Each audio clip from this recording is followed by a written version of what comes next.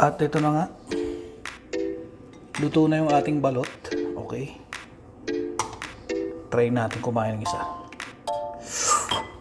Mainit. Kasi yan, napaka-cute na rice cooker. Dalawang kainan, ubos ang kanin. Right? Ayun yung kanin. So, susubukan natin kumain ng balot dito. Kasi may nakita tayo sa Asian market. Kaya naisip natin bumili ng balot. This one costs almost $2.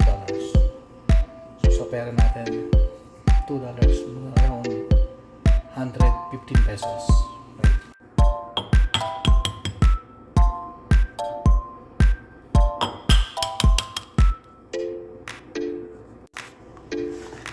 At eto na nga guys. Tikman natin yung balot. Oh my god. Nakakamiss to. Oh.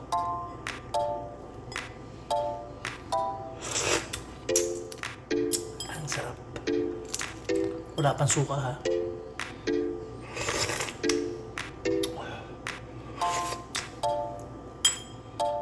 Wow. Guys, kita niyo yung dilaw.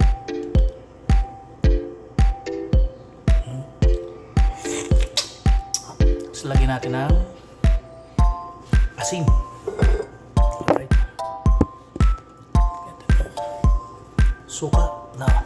Kita mo yan, puro sili. Alright.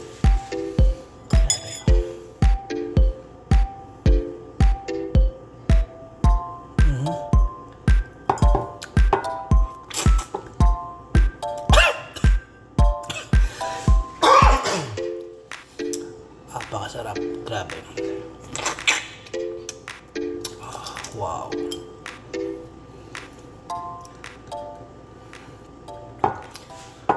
Perfect.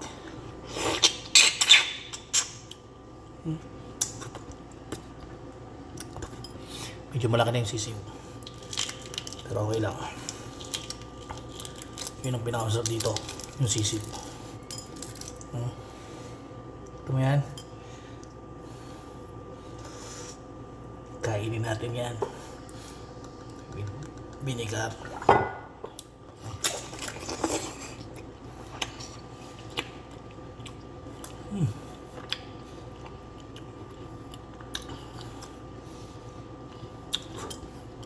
Sarap.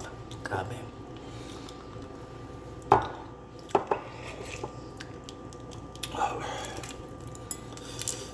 Makakabili ulit tayo doon.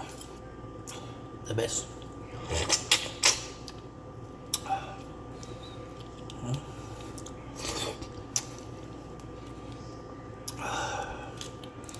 Panalo. Panalo.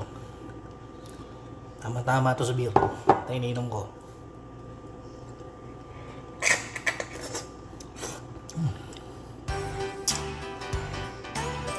Best. Ubus. So, yun na nga guys. Napakasarap ng balot.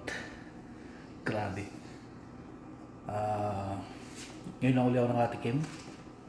Alam mo naman sa atin, nilalagyan nyo ng suka at asin. Kaso suka pa lang, okay. Sarap. Grabe.